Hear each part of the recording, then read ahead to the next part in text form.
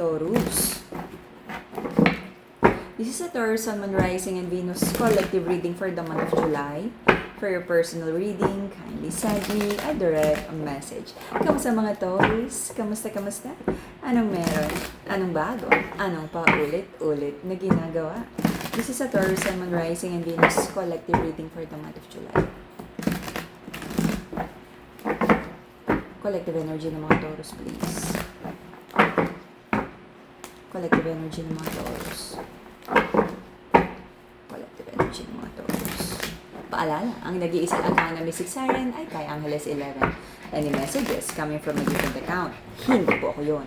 Mag-ingat sa scammers. Okay? Hindi ako mag-i-initiate ng message sa inyo. Let's see. Taurus. Anong meron? Anong meron? Communication? May inisip kang kausapin in the past? Inisip na magkaroon ng reconnection, reconciliation? Kinonsider na magkaroon na ng equal give and take sa relasyon na to because someone can't move forward. Okay? Parang nagkaroon ng tampuhan, trying to heal the situation. Nagplano ng communication. Because I feel this is more on the energy of the masculine. Para sa kanya, gusto na niyang magkaroon ng equal give and take sa relasyon na to. Hindi siya naka-move forward. Gusto niyang pag-usapan. Ang pag-ibig na to, this is a very strong soulmate connection. Pero lagi kayong nagkakainisan. Marami ding iniisip about pera, investment. Marami kang pangarap at nagfo-focus ka sa mga wish fulfillment mo. But it feels like nagkakaroon ng delay sa iyong mga financial manifestations. Meron ka ring hinihintay na parang bagong cycle pagdating sa pag-ibig. For some of you, like nagkaroon ng tampuhan, in-stock mo yung person mo, pinakiramdaman mo kung gusto ka pa, kung babalik pa ba siya. Nagkaroon ng dishonest energy, betrayal, but nagmanifest kayo na maayos to. Kaya lang naging inconsistent yung behavior, nangako na hindi nagagawin, pero inulit na naman. Sa una lang magaling, hot and cold energy, walang consistency, walang commitment na ayusin ang relasyon. And because of that, you feel like parang nagkamali ka ng pagtitiwala na naman sa tao na to. Nagkaroon ng pag-aaway, conflict, drama na nagdala ng sadness, disappointment. The masculine in this connection, marami siyang pinangako, maraming sinabi na hindi niya mapanindigan. At mahilig lang siyang mag-sorry, mag-apologize, bumalik. Pero nahihirapan siyang baguhin kung ano yung mga nagiging dahilan ng pag-aaway nila ni feminine. Gusto naman ni masculine na magkaroon ng like harmony, kaya lang paano magkakaroon ng harmony? Hindi naman binabago yung ugali, hindi naman tinatanggal yung mga dahilan kung ba't kayo nag-aaway. Okay? So, ito namang si feminine, umaasa na this time, maayos na. Tapos nadi-disappoint over and over because parang ang laman ng kahon ay pareho lang. Okay, so the reason for the reading is naging mabigat. Okay, ang relasyon na to, lagi na lang may pag-aaway. Imbes na maging inspirasyon nyo ang bawat isa, naging konsumisyon. Hanggang dumating sa point na parang nagkakapaguran na, nakakapagod. Lagi na lang pag nagpapasensya. Okay.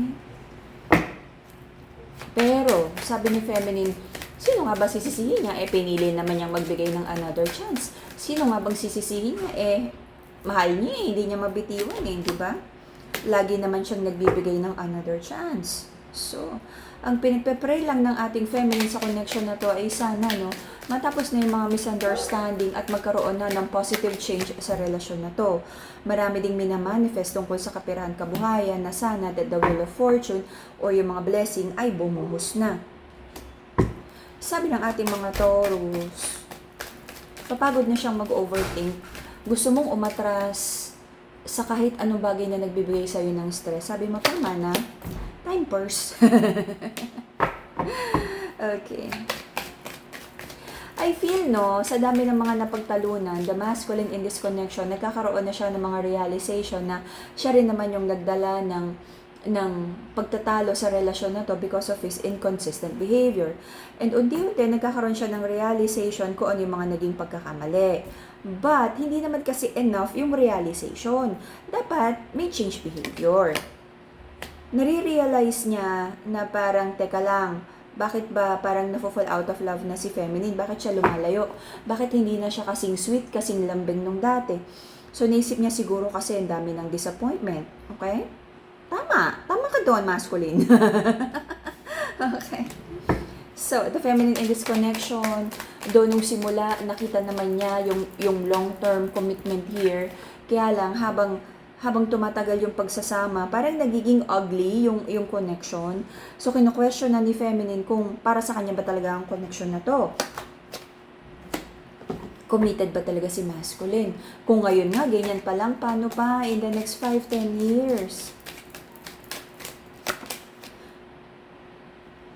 Nagkaroon ng realization si feminine, si official partner here, na kaya ganyan, na hindi niya maramdaman yung buong pagmamahal ni masculine kasi meron siyang nararamdaman or meron siyang na-discover that the masculine has been entertaining or nagkakagusto sa ibang babae. Mas masama kung ibang lalaki. Okay. Sorry. So, meron dito mga doubts kung dapat mo bang tanggapin again si masculine this time. Ramdam mo naman yung na-sincere yung apology niya. Pero, naramdaman mo rin yun yung last time eh. Na parang ano ba yung bago? Papaniwalaan mo ba yung communication na yan?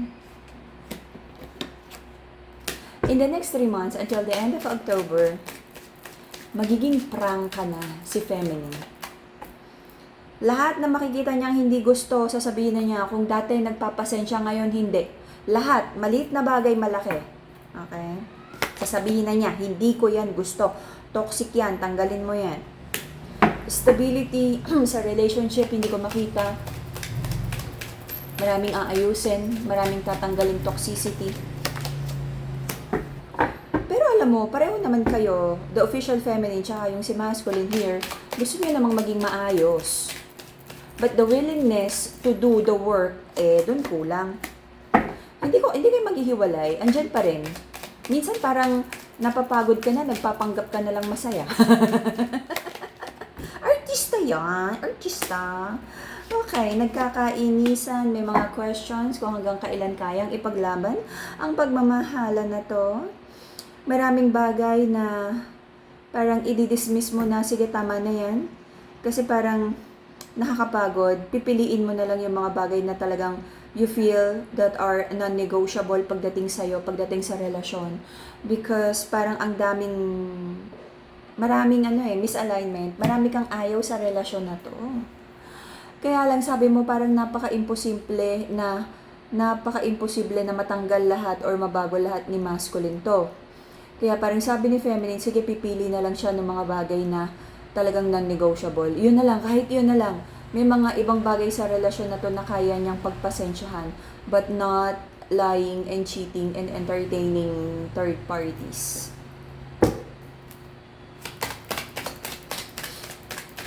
Walang hiwalay dito, but laging nag-aaway, laging nagtatalo, laging may misunderstanding. Lagi na lang you feel like walking away, nakakapagod. Pero alam mo, pag natapos ang taon at hindi nyo to naayos, parang papunta na doon sa walking away. Parang 1 foot at the door. Alam mo yung ayaw mo naman talagang tapusin ang relasyon na to kasi mahal nyo yung isa't isa. Kaya lang parang nagkakaroon ng realization sa'yo na worth it ba na nagtitiis ka sa isang relasyon na hindi ka masaya?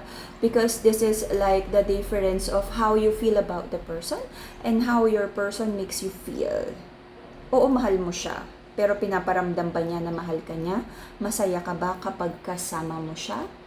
Do you like yourself when you deal with this person?